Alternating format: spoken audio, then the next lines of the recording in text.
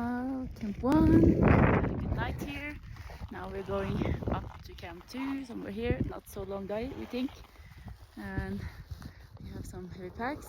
For me, myself, I don't feel it's so important, but I think for making it easier for girls and women after me to see that we actually can go and break the records and that we can get sponsorship and that we can earn money on this, I think that's important.